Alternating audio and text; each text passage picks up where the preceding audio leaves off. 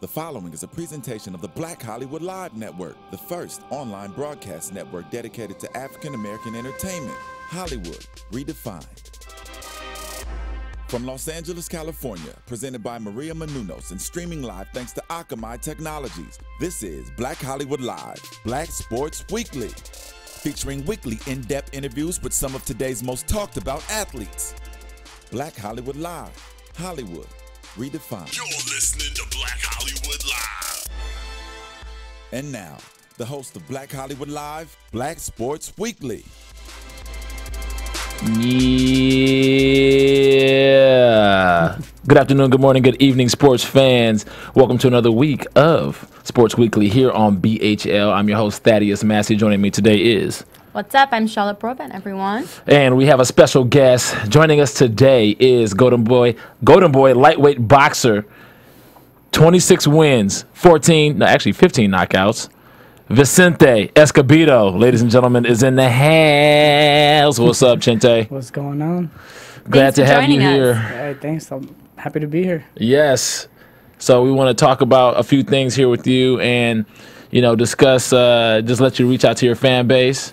And I'm sure they want to catch up with you. I don't really know when was the last time you appeared or anything. And This is September, actually. No, I don't mean fight-wise. Sorry. I mean just like a one-on-one, just to reach out and talk to your fans and get them to catch up with you and see where you're at with everything. But for those of us out there who aren't that familiar with you, we want to get to know a little bit of your background. Absolutely. So you're from Woodland, California. Yes, correct. Well, where is Woodland, California? I know where Woodland Hills is, Yeah. but I don't know where Woodland That's when is. I first looked at it. I was like, oh, Woodland Hills, that's not far away. But I was like, wait, no, that's not Woodland Hills. Right. Yeah, and people mistake that. I said, Woodland, you're from Woodland Hills. Like, oh, no. Woodland Hills, no.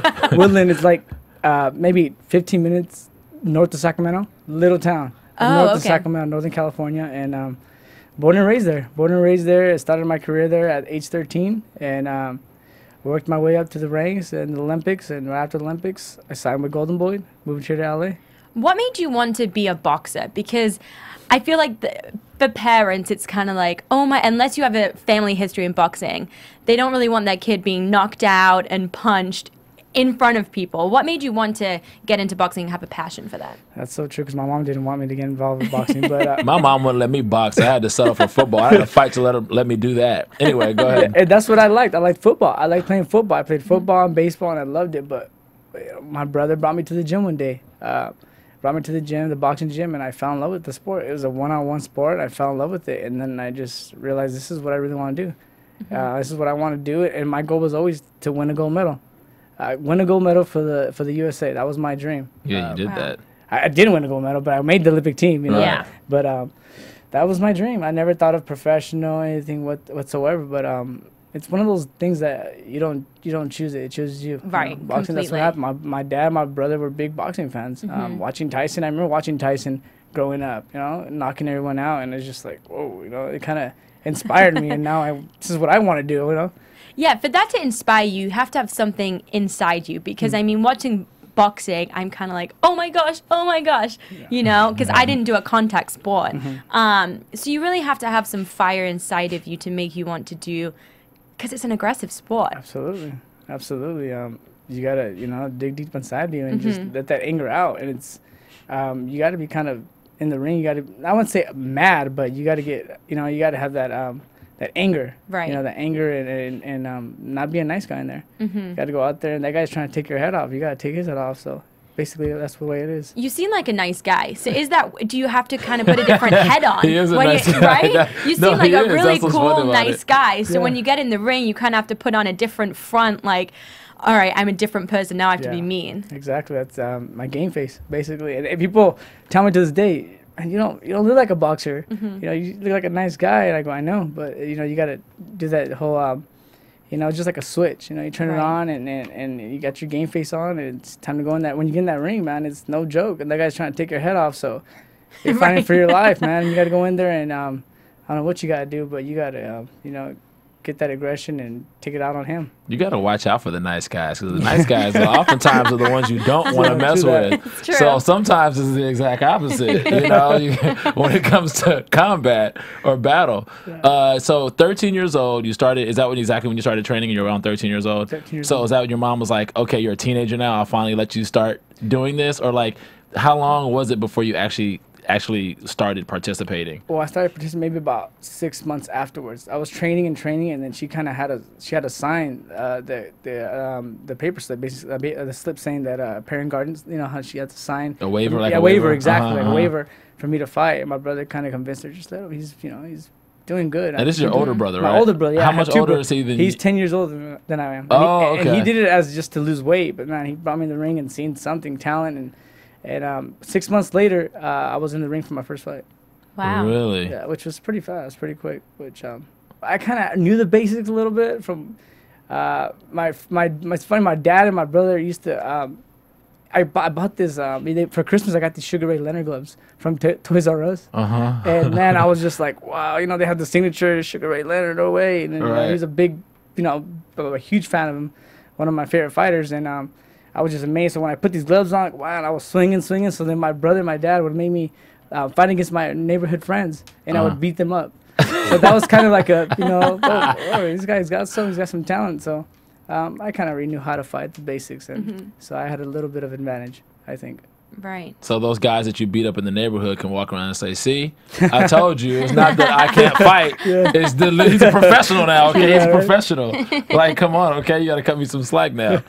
I always kind of those toy boxing gloves are always like really tricky because they're not official. Yeah. Like they're not like official boxing gloves. So I remember as a kid that you think that, oh yeah, I'm a boxer, this and this and that, but then when you get older you realize like these things can really hurt somebody because they're not like really like padded like they're supposed to be, and then the kids put them on and they go start beating up other kids. You can I'm sure they have some kind of claws or something on those gloves, but anyway, I remember we used to have little boxing bouts like that as a kid, like in the backyard, and mom screaming at us and doing the same thing. So you had your first fight 6 months after you started training. How did that go? I won. But how was the experience? That's what I should say. It was funny because the guy who was like I was gonna fight was from Sacramento, and I fought him in his actual gym. They had this. That's where they had the event, and it was his gym, and he just got done knocking this guy out. So he was all full of confidence, and that was my first fight. I think he had about four fights. So he was all confident, thinking he was gonna knock me out, and I was confident myself. Like, this guy don't know me. You don't know what I'm capable of. So when I got in the ring, my whole family was there. I mean, family, friends, and it was crazy. And I was beating the crap out of this guy. I mean, I almost knocked him out, to be honest with you. I almost knocked him out to the point, and he was just surprised. At the end of the bout, when they announced the winner, which was me, he was just like, really, how many fights do you really have? And I go, that's my first fight. And he was amazed, like, wow, because I beat him up. Right. I beat him up. But that made my day. That right there made me realize, you know what, now there's a future and there's something to look forward to. And I got what it takes to make it to the Olympics. Yeah, and you had it from day one. From day one, exactly. And that right there was just icing to the cake, just boom, I'm ready. After that fight, what did you think that you needed to do to get to the Olympics and get to your goal? I mean, boxing training, what does it kind of entail? Experience.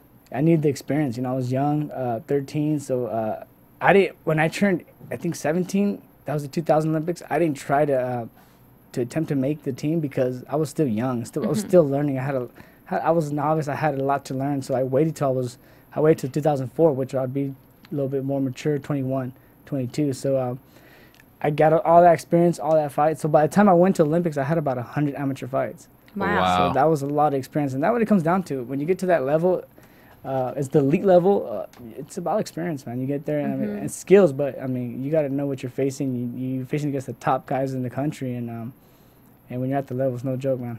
So after that first fight, your mom was all on board, or was she not? Or was she like, oh great, he's good at this, he's gonna keep going? She was on board. She was on board. Yeah, she was, and she was happy, and it was just the beginning. It was the beginning, but now seeing professional, it was completely different. Yeah, right, completely different for her, and to this day, it's still kind of.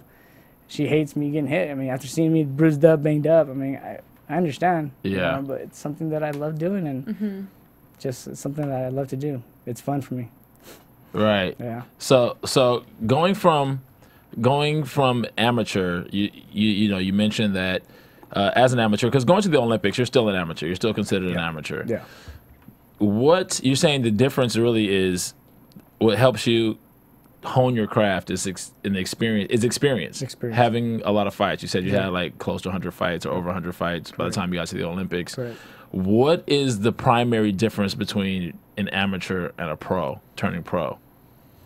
Man, really the difference is, man, when I had my pro debut as a professional, in amateurs I wore bigger gloves, more padded. I wore the headgear. I wore like a tank top. And when I went to the professionals, my first pro debut, my first fight, I had smaller gloves. The way they wrapped my hands, it felt like a cast. I mean, you have the gauze, the tape, and when I put these gloves up, I literally felt like, man, there's not much padding on these gloves, and I feel like I can kill someone. I can hurt someone very, very bad. And then no headgear. So when the bell rang, I went out there, and the first punch was going towards me. And I kind of moved out of the way. I was like, whoa! It almost felt like I was naked in there because I had no headgear, no shirt. Right. It was just like a different experience, man. And these little gloves, they're so small. And when you get hit, the first time I got hit, my first fight, I was just like, whoa. I felt it right away. And I was like, man, I'm in some tough business. That day I knew, I was like, man, what I get myself into?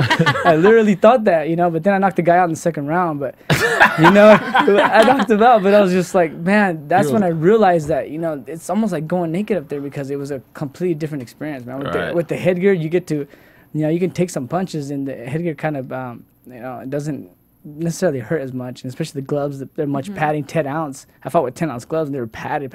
Right. And in professional, you fight with 8 ounce, and they're not very, very padded. I mean, and then you're just taped up with gauze. I mean, it's like a cast. Wow. An ounce may not sound like a lot to you guys, but when you're dealing with just padding on a knuckle or on your fist, those 2 extra ounces that are not there is significant. Yeah, it is. So 2 extra ounces of padding could actually soften the blow a lot to the torque and power of someone coming at you full blow trying to take your head off.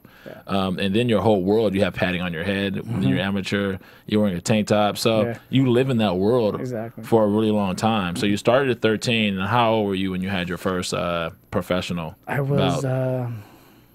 I was 23.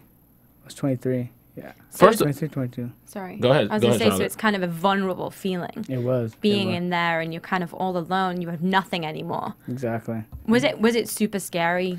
It wasn't super scary. It just, it was a new experience for me, and without the headgear, definitely. And I was worried about his head. The headbutts, because in the beginning it was just kind of awkward. No headgear, and I'm worried about my head getting headbutt. And I didn't want to get cut. And like I said, the gloves are smaller. It was just completely different. Wow. It's probably, I can imagine it's probably more of a way more primal, It is. very more animalistic primal. It's like, it's either going to be you or me kind of thing. It is. When you're in there. Yeah. All the fun and games with the tank top and the headgear and the extra 2 ounces of padding is over. I want to rewind just for a second. When you performed at the Junior Worlds and the Olympics, and you built that career as an amateur, what was it like being? Were you courted by Golden Boy, or was it like out of nowhere? It's like, wow. I was courted a little bit. You were courted a little bit? I got invited. I got Oscar De La Hoya's people contacted me prior to the Olympics. Okay. I think it was after the World Championships. Did anybody ever say you kind of favor him a little bit? He just got kind of favors him. If you guys look at watch him, he looks like Oscar a little bit. I know. I get that. I'm walking down Santa Monica. I'm at the pier. At the promenade one day, and the guy stops me and goes, "You like Oscar De La Hoya? Are you relate to him?" And I go, "No." But I get that a lot. Right. I get that a lot. I'd be like, "You want me to sign an autograph?" Yeah. $100 for an autograph. Right. But going back to that, prior to that, I was approached by his people, and we were talking, and he invited me to his training camp in Big Bear when he was fighting Shane Mosley for the second time. Oh. So I got to see him work out, and to me, I'm thinking, okay, I work out pretty good, pretty tough. And then when I got to see him work out and intense, and I was just like, man, my mouth dropped to see him how intense and how of a worker he works. And I'm just and like, that was a big bout for him as well at that time of his career. So you really got to see some real behind the scenes. I did. training. Exactly. Never did I seen train like that before. When I seen it, my mouth just dropped and my eyes were just like glued in the ring and just seeing. I mean, he was a guy I idolized. I idolized him coming up. I wanted to win the gold medal like he did, and it was a big hype for me because here I am, Mexican American, in the same weight class that Oscar fought in, and I was gonna consider to be the next golden boy, the next big thing like Oscar. Right. Yeah. So when I got to the Olympics, that was the whole deal. Win the gold medal like Oscar. He's signing with Golden Boy. He's gonna be the next big thing. So there was a lot of pressure, a lot of hype. So it was quite an experience, man. How did that feel, having the pressure and the hype behind you? Was it a negative, or did you use it as a positive? I used it as a positive, but that was a lot of shoes to fill, man. I mean, he's done a lot in boxing and outside of boxing. Just alone what I wanted to do is to win a gold medal. That would have been huge for me. That was the main goal. But it was pressured, but it was definitely something that I used as a positive. Did you, because you say that you wanted to win a gold, did you see it as kind of a disappointment? It was a disappointment. It was a huge disappointment. I mean, I ended up stopping the first fight. The first fight I had the day at the Olympics, I fought against I think it was the Colombian, and I stopped him. I mean, I just started racking so many points on him, beating him, and it got to the point where the referee stopped it. I was just outpointing him. So then I fought Russian. I think it was I don't know the name. It was Azerbaijan or something. I don't know. Azerbaijan. Yeah, it was Russian. Man, when I studied the tape prior to the night, I was confident going in there. I knew he was a little awkward, but then when we're in the ring and he was landing certain punches, I felt like I was blocking him, but they were scoring. So I felt it was close. I did feel like he won, but I felt it was much closer. So when I seen the results, it was just like he beat me by like 10, 12 plays. I was like, no way. I was just kind of disappointed. What fight were they watching? But literally, I guess he was hitting me kind of the side, throwing the awkward shots, because Russians do that. Like I say, they throw awkward shots, these hooks, and he kept catching me, but I felt like I was blocking it. I guess I thought I was, but they thought different, and he just outpointed me, and so it was a disappointment because I was done. After that, there's no chance for me to win a gold medal. So it was kind of disappointing, really disappointing. How did you get back from that? Because disappointments are hard to deal with. It's always good when you're on top and you keep going and going, but when you have to deal with a disappointment, how did you get back to where you were in a positive mindset, like I can still do this? Well, I just took some time off. Kind of, I'm here in Greece. I might as well enjoy it with my family. I took some time. It took me a couple of days and just relax. And then it wasn't until I got back to my hometown, Woodland, is when I started talking. We started talking about Golden Boy and started negotiating a little bit and what's the plan, that I want to be professional or not. And I said, this is what I want to do. I go, let's turn professional and look at the business, and there's good opportunities, and I think I can make it in this business and make it to the top. I didn't get a chance to win a gold medal, but I know I have a really good chance to make it up top and win a title. So that's what kind of lifts my spirits. I lift my spirits and say I can do this. I've been knocked down before. I can get back up and fight. Right. I got to get back up and fight. I mean, that's life. I mean, you hit bumps and speed bumps, slows you down, but you got to keep going. Yeah. Right. Sure. So, 23. After the Olympics, did you have any fights? Did you have a lot of fights between the Olympics and your first professional bout? No. After the Olympics, I didn't fight for quite some time. It happened almost the Summer Olympics, so I didn't fight all that time until my professional debut was in February of 2005. So I didn't fight for a couple months because we were negotiating, talking. I was coming to LA, talking to managers, seeing gyms, trainers. So finally, I moved out to LA in I think in February, early February or January. So what was that move like? Because LA is a different world. And I can imagine a small town by Sacramento is a completely different place. Well, I have a lot of family here in LA. Okay. And I've always wanted to move to LA. From the beginning, I said, I want to get out from, I want to leave my hometown, come to LA, and I think LA's for me. Because there's a lot of fighters, a lot of great trainers. I just wanted to be away and be focused on just fighting in my professional career. So to me, it was just, I loved it. Focus in LA is almost kind of an oxymoron for those of you who've never been here before, and you're trying to pursue anything, and you have to be serious and be focused about it. you have to be extremely focused and have a team around you, especially when you already have the success that you've had in your career at this point when you're moving to Los Angeles. Yeah, and you're a young man. You're, 22, 23 years old? When I moved here, yeah. Yeah, so what was that like? What were some of the experiences that you had first coming to Los Angeles? I mean, there's countless distractions here. At first, it was a little intimidating because the first gym I came to was at the Wild Card, Freddie Roach. Okay. So you're seeing all these professional fighters looking at you, and they know I'm Olympian, and they're just looking at me. And I'm like, wow. And then I go to spar the first day or second day, and I spar against a pro who's just kind of working with me. He's kind of slapping me around, but right. Just like, man, all eyes are on you, and I'm like, well, damn, I was kind of intimidated at first, but right. I got used to it. And adapted to it. Adapted to LA. I actually stayed with a really good friend of mine who's actually a boxer. Roommate was Brian Valoria. You guys might know him. He's from the 2000 Olympics. Okay. And he's, I think, a 2-3 times world champion. So I stayed with him in Studio City. Okay. So I was there, and I was comfortable. Him and his dad, we kind of just, my focus was just boxing. And that's all I did. Box, I'd train, come home, relax, run, boxing again the next day. And it was just, day after day after day. So I was really focused. I was on a mission, man. Right. Was it an easy transition into new trainers and new places to train and work out? Yeah, it was. To be honest, it was. My first trainer happened to be right here in Van Nuys with Joe Goosen. So I was literally right here, not far from here, in the Valley, and I liked it. I liked being there, and I adapted very well. Then I quit. I went through some trainers throughout my career, but I adjust very well. I adjust very quick. And being around the professional boxers, what was that like? Because before you weren't as much, and now you have them all around you. Was that inspiring? And definitely, yeah, it inspired me a lot. I mean, even going to Wild Card, I've seen a lot of people. That guy that inspired me was James Toney. I would see that guy spar. And he literally would just be talking in the middle of sparring, like to his sparring partner, trying to get inside their head and things like that. Wow.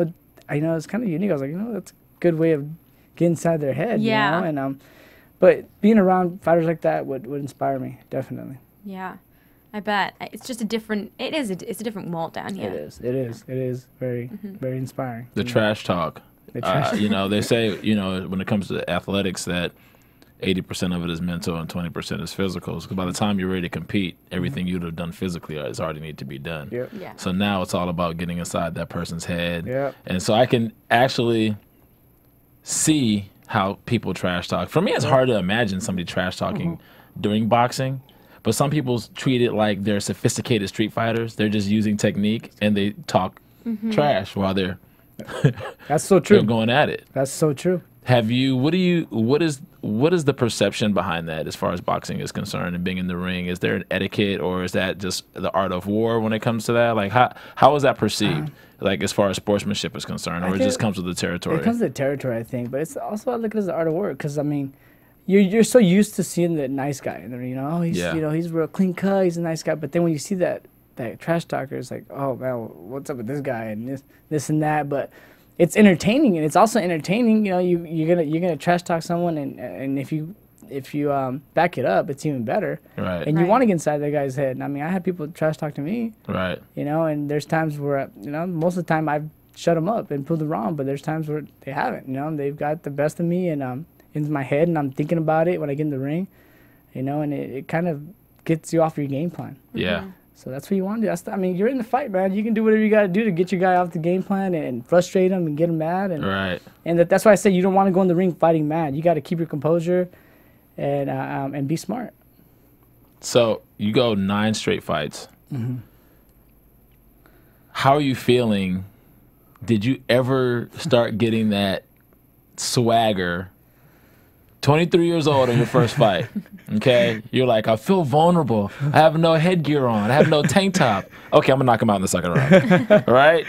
And then, after that first fight, you're feeling good. Yeah. You're like, okay, I'm here to do this. I'm here to win. You win. You have another fight, you win. You have another fight, you win. And you go on another half a dozen tear of winning.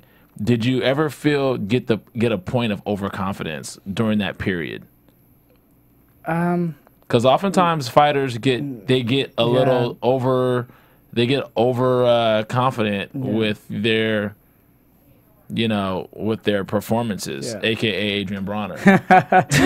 We'll talk about that in a minute. Well, No, I didn't. At that point, I still stayed grounded, stayed humble. My brother would really check me when it came to things like that. Because I knew, there's always someone out there training harder than me, and I don't know that much about this opponent. So I gotta expect the best from him. So I had to train hard. I was confident, but never too overconfident. But it's funny, when I would go in the ring the first round, fill him out, when I'd get hit by him, this guy, he don't have nothing. I'm gonna take him out, boom, just like that. Because the first hit, when I would notice it, if it didn't hurt me, that would just give me more confidence. I was like, this guy can't hurt me. I'm gonna go and just try to knock him out. And literally I knock him out. It came out. I was knocking guys out in the second, third round, for the first nine pro fights of mine. Wow. But it would just confident me. But I would never get too confident, never. So that after those first 9, 9 out of 10 is good when you're boxing on a professional level. What went wrong for you that particular fight? That first loss that you had? I'm not gonna make excuses, but it's just I think I wasn't ready. I was getting brought up to the next big thing, being the next Oscar, and then I was on a streak, winning streak, and I just think that day I got sick, and I should have not fought that fight. I was getting sick. I gained a bunch of weight, so I had to lose like 8 pounds, like 2 days before. Mm-hmm. So when I fought an 8 round, I was exhausted by the 7th, 8th round, and I just got caught with the shot, and it knocked me down. And that's when I still thought I did enough to win or got a draw. Right. But when they went the other way and said, I lost, I was very, very disappointed, and it kind of went back to, start doubting, why did I take this fight? I shouldn't have took the fight. I was sick, and I wasn't working out for a couple of days, and I gained weight, and this and that. And right. It just, it really got to me in the beginning mentally. Yeah. It kind of got to, it was hard for me to get back on track for a while. Let's talk about that because the weights, and this for people who don't know, you fought lightweight. Yes. You've always fought lightweight. Yeah. Okay, so lightweight is from what? Well, I fought at what super weight lightweight. To So what I fought at 130, and Mm-hmm. then I went to 130 to 135. Okay, so lightweight is 130 to 135. Lightweight is 135. Yeah. Oh, lightweight's 135. Yeah, super featherweight is 130. Okay, so what are some of the things that go on behind the ring when it comes to controlling your weight? Because weight is such a pivotal factor in, you have weigh-ins and you have to be a certain weight for that, and I know your trainer's got to get you down or get you up to whatever weight you're supposed to be. Yeah. What are some of the programs or some of the practices that you have to perform in order to get to weight? Man, because I know it's like almost like being a gymnast. Like brutal, man. Yeah, it's like brutal. That's the or a jockey. Like, jockeys have crazy weight requirements too. It's like you got to get down. You're too heavy or you're too light or whatever. It's brutal, man. That's one thing I hate. I mean, training boxing, that was natural. I loved it, but the thing I hated most about boxing was making weight, man. That thing was just like the 2 days before, the week before, it's just like you're just focusing on weight, light workouts, but you're sweating. Water, less water. Especially the 2 nights or the 24 hours prior to making weight, man, you hardly have any water, maybe a sip if that. See, that surprises me because I feel like you would need to be hydrated and otherwise like migraines and cramps, but you don't drink? Very little. I mean, when I was prior to in the beginning, if I knew what I know now, oh man, it'd be so much easier, to make weight. But I mean, we would just eliminate water. I mean, because they just pack on pounds. I mean, and I'm trying to lose weight. I'm coming down. I would walk around maybe at 143 at the highest, maybe 145. And this is healthy. This is a healthy regular weight for you. Yeah, being close to 10 pounds heavier than what you. Yeah. Right. Yeah. So making 130 was just. And I was 23 at the time, so it was time for me to move up. But I was literally, fighting to be at that weight class because I was big for that weight class. It was a weight class that we agreed upon that I thought I can win a little title at. So I wanted to stay at that weight class. But it was just brutal to make that weight, man. Those last couple pounds of water. It's brutal. See, that's one thing I've never understood about boxing. Why don't you just fight at your natural weight? If that's what you naturally walk around at, then why don't you just fight at that? Yeah. I don't understand the logic. I've never understood the logic behind that, and maybe there's a point that I'm just not aware of. No, but most fighters they want to have that advantage, the height, the weight, because then you make weight, and I would gain 10 pounds literally in 24 hours. Wow. The next day, I'd be at 143. I mean, you drink water, eat, and you just gain all that weight, so you'd go in there stronger. So it's kind of like cheating to a certain degree, kind of, but it's kind of it's part of the game. It's part of the game. Yeah. Exactly. So you go in there, you make weight, and then the next how soon is the fight after you weigh in? We weigh in on Friday, the day before. We usually weigh in around about 24 hours. So usually weigh-ins are from like noon to like 2 Friday, and then you fight Saturday, sometimes Saturday evening.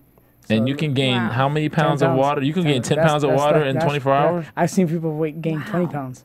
20 pounds. In 24 hours? 24 hours. That's insane. It is insane. 20 pounds. I mean, 10 is normal.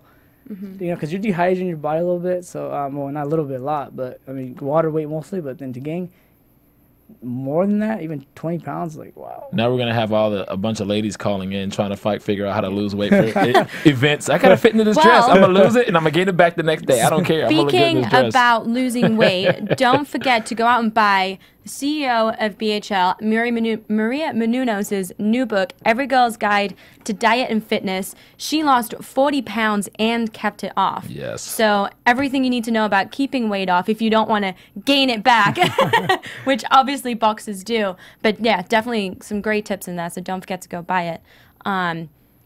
But putting it back on, did you kind of enjoy that process of trying to just hydrate your body and get going and get ready for the match? Did I enjoy it, you said? Yeah, because you've kind of had to starve yourself a little bit of water and to get ready for the weigh-in, and then it's like, all right, time to go. Oh, yeah. Yeah, once I made that weight, I was like, oh, man, it's like a relief. And water, I need some water, please. And I'm chugging water. And I'm like, all right, I feel good now. And I'm hydrated, I feel good. And part of that, I use it as like as my strategy. This guy, I had to suffer to make weight for this guy. I'm going to take it out on my opponent. And I'm going to take it out on him. He made me go through all this process and losing weight. Training camp, which I don't mind working out, but man, day after day after day, my body's hurting, sore, and I still have to push myself. Being away from family, friends. So use that against your opponent. When you go in the ring, you think about that, all the sacrifice that you did up to this point, and you release it in the ring. You go in there and just let it all out, man. And that's the main thing about sports. It's such a sacrifice, and it's a whole... It's your work and your whole life that you have to dedicate. It is your passion, yeah. Work. It is. I'm sorry, go ahead. No, it's a passion, but it's a whole lifestyle. Yeah. It's not just a 9 to 5 that some people do. Yeah. This is a whole lifestyle that you have to prepare for, all for this match. And this, you're just going in there and that's it. Yeah, it's my job and it's the way I make a living. This is what I know how to do. So look at it that way. I mean, it's a job. You got two guys going there doing their job, and there's a winner and there's a loser, and that's just the way it is, the game, and you got to do it the best way you can. I mean, if I don't deliver, that makes me look bad. So I got to go on there, give my best, and win to get that next fight, to move up the ranks or whatever it is. But if I don't make that happen, it makes me look bad. I don't deliver, so I got to deliver. So speaking of training, what is it like when you're in a relationship with a significant other, and there's certain things you can't do because you have to get ready for a fight? There's this whole, I don't know, this myth about not being able to be with your significant other physically because it takes away from the intensity of your training, especially you can't do anything the night before. Definitely. You can't, but how much of a factor is that in the training process? It's a big factor, but it's a myth. I mean, most of the people saying don't have sex when you're training, when you're getting ready to fight. No, it's I mean, to be honest with you, I've never followed that. It's a myth. I mean, I wouldn't do it prior to fight. I wouldn't do it maybe 2 weeks. I have no idea. That's what I'm trying to find out. I wouldn't do it a week before or 2. I mean, there'd be a time maybe 2 weeks before the fight I would stop. Not at all. Right. But I mean, it's just. No, your testosterone be losing. You get it back up the next day. You might feel a little sluggish maybe the next day or week a little bit, but I mean, you get it right back. It's not, but most people, I think they do it is mentally. It's mentally. It's part of the training. Look, like I said, use it against your opponent. I didn't have sex. I was away from my wife, my significant other. I was away from her. I couldn't have sex. I couldn't do this. I was just training. I was in my room, nothing but training, food, boxing, guys, training. You at least you build that anger. I think people use that as an advantage, but it's a myth. I agree. I think it's all mental because there's certain sports where it's like don't drink, and obviously boxing too. But there are people that do drink, do party, do have sex, whatever. But I think it's how, if you see it as a bad thing, then it's going to have a negative impact. But obviously, 2 months before a fight, I mean, is it really going to affect you? No. Yeah. No. How long do you have to train for a particular fight before you actually go into that bout? Normal is 8 weeks. It's like Okay. about 8 weeks. I've done 7, but I usually do 7, but I'm always working out prior to that. So a good solid 7 weeks, 8 weeks of training camp is what's normal as a training camp. Okay. That sounds about right. That's usually a cycle for working out and getting in Right. shape. Yeah. Some people do even longer, but I mean, you Right. just got to watch yourself because you can burn yourself out going, 10 weeks, I mean, of training nonstop. I mean, you can burn yourself out. Who would you say is the toughest bout that you had or that you've learned the most from that you're in the ring with, win or loss? Because you can, a lot of people say, "Oh, I lost this, or lost this game, or lost this competition," and they learn a lot from it. But the best, or people who aspire to be the best, actually learn a lot from their victories as Right. well. Yeah, Because yeah. if you don't have a perfect performance and you're aspiring towards perfection, then you're going to find flaws that you can correct. Yeah. Anyway, so who would you say that you actually learned a lot from, even if you won the fight, Yeah. or just was your toughest? Yeah, well, definitely my toughest was Adrian Broner. And I learned a lot. I mean, prior to all those fights I had before, I mean, I fought against Robert the Ghost Guerrero, Right. which I learned a lot from. Michael Katsidis, who I learned a lot from. But up to the fight with Adrian Broner, I learned a lot because I kind of learned a lot of fundamentals, different fundamentals that I've been practicing years and years, and I finally got them. And that night wasn't my best. I thought it was a good performance, but it wasn't my. I mean, it was my best. It was my best to me. In my eyes, it was my best. I was trying to give my best all, but it just didn't work out. It didn't work out the way I expected it to be. Adrian Broner was a tough fighter, and to be honest with you, he was the. And to me, I thought Robert Guerrero was a bigger fighter than him. Right. Bigger size-wise. Yeah. And Adrian Broner hit much harder than him. Really? Yeah, and I was surprised. That was the first fight where I actually thought, "Wow, I'm fighting for survival, man." Like, Right. dude, I was Wow. hurt, man. He was hitting me with shots. I was just like, man, looking at my corner, like, man, stop the fight. It was that I was getting hit to the point where, like, man, I was hurt, man. Yeah. And I was just like trying to get that ring, but I couldn't, man. I had to fight my way out. Yeah. So that's the first time it really felt like I was in danger zone. Right. And maybe Wow. and I'm sure it's because he was 20 pounds, weighed 20 more pounds than I did. He was really heavy. So 'Cause Wow. yeah. when I seen him in the weigh-ins, we made weight. He looked kind of my size, So he was sized. I sized myself up to him, and he was like, So when I seen him in the ring the day of the fight, whoa, the guy had he get his neck big. I mean, he was just like, man, little this guy was thick. like big. Wow. Yeah. Yeah, and I was just like, oh, all right, whatever. I don't care.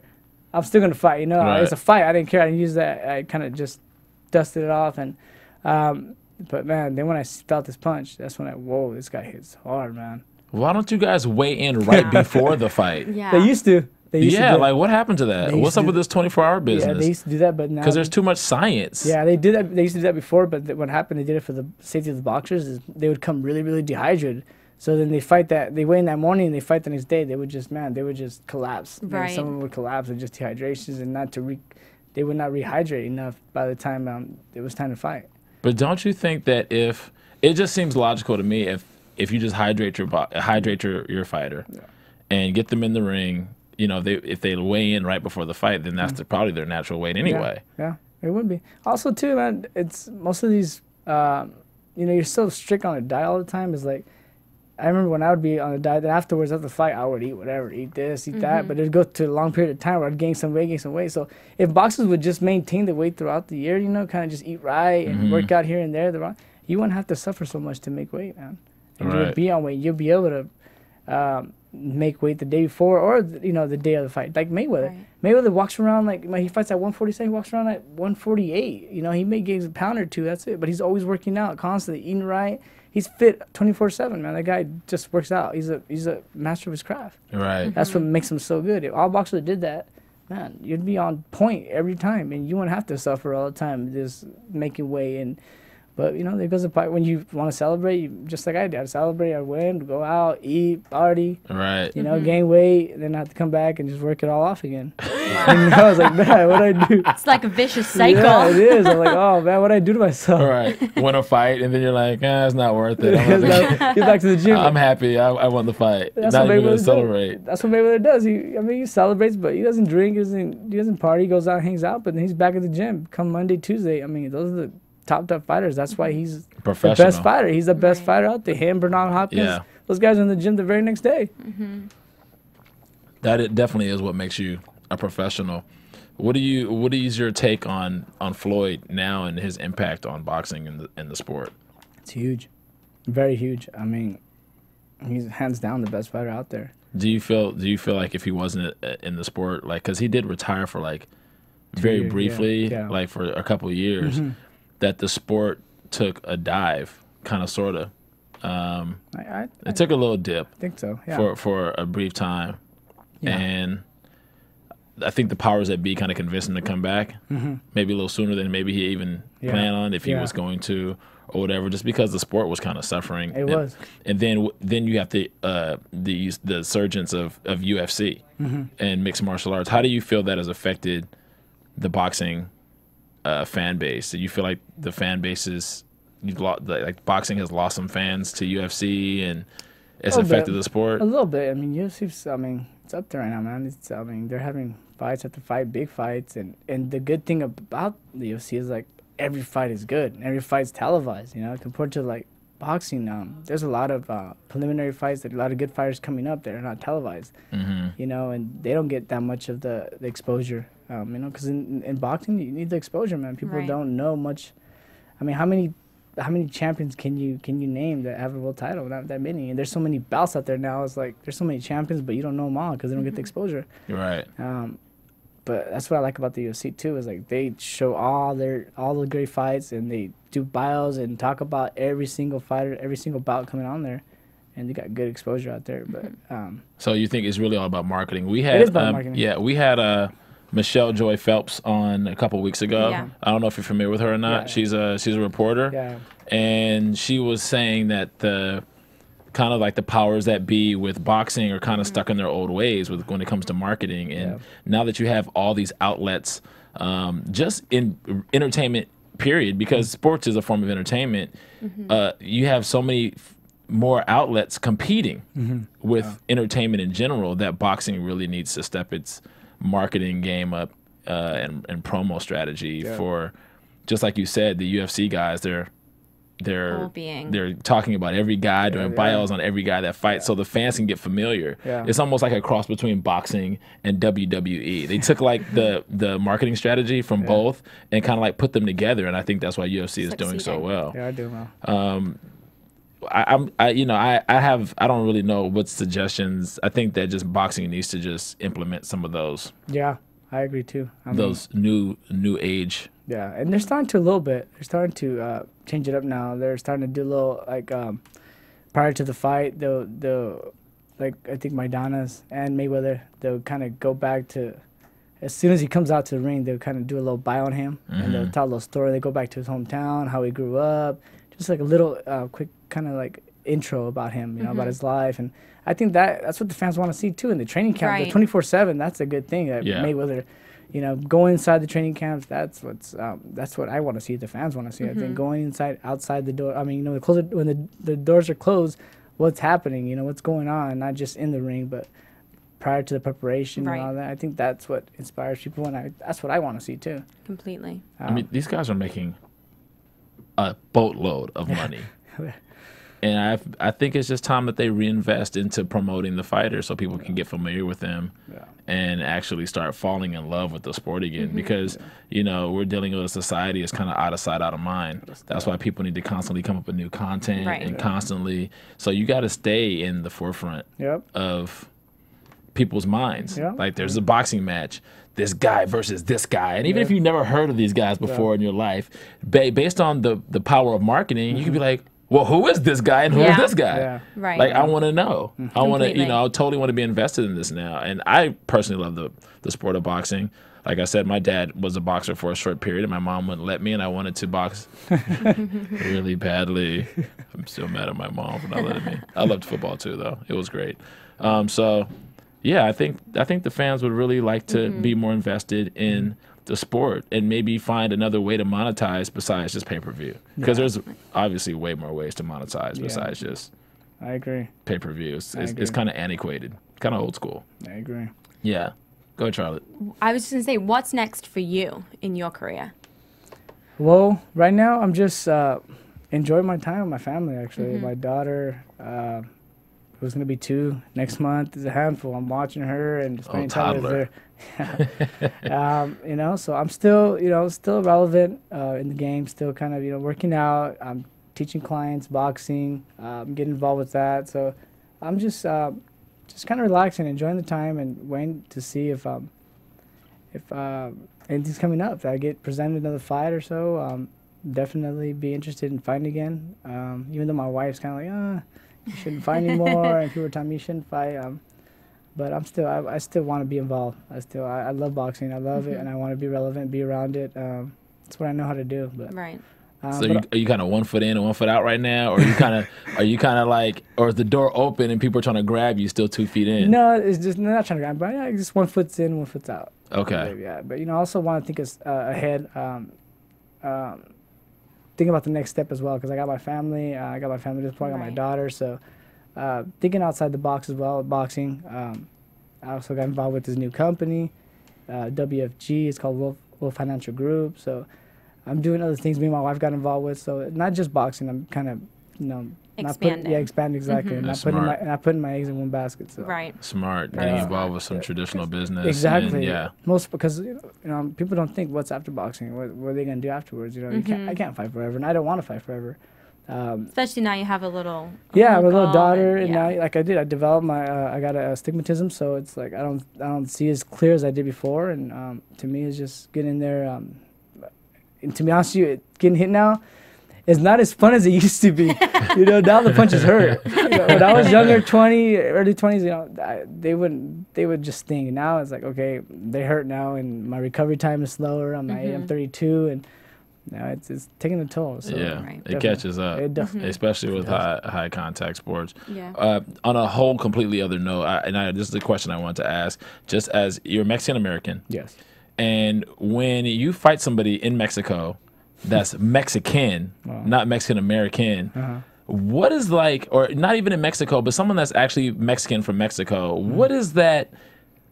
Like, what is that like? Because when I'm obviously not Mexican, so, but when you see like the fans, like in the community and the culture, what is that? Is there like a tug of war there, or like what is that like? It is culturally. It is. I mean, they probably.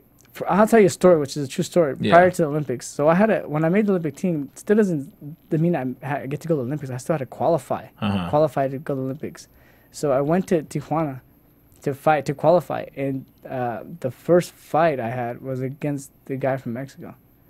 Really? So as I walk in, they announce me, and they know that I'm Mexican American.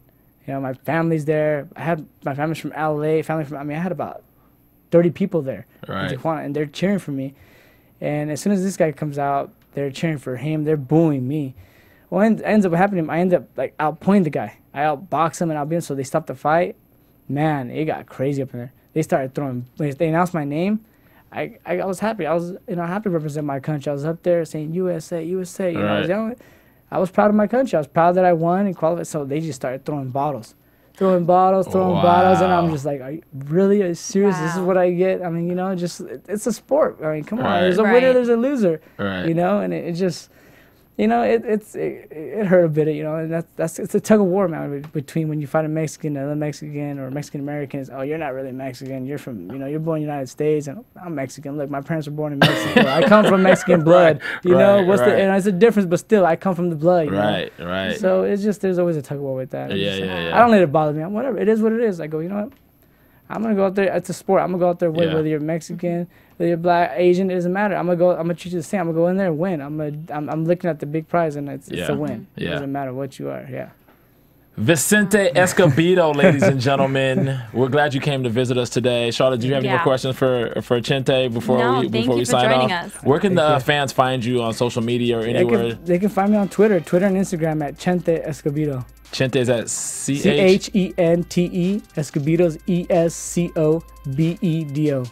Excellent. All right, and Charlotte, where can we find you? You can find me at CharlotteB_TV or CharlotteBroadbentTV.com. And you can find me on Twitter and Instagram at Club Thaddeus. I'm like thinking of all the social media. And you can find me at GQJedi.com. Until next time, sports fans.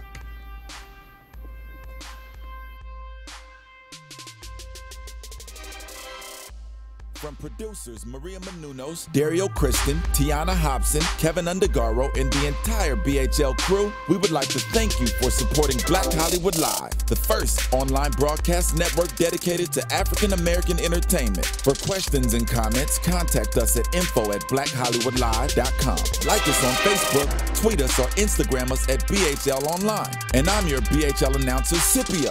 Instagram me at Planet Scipio. Thank you for tuning in.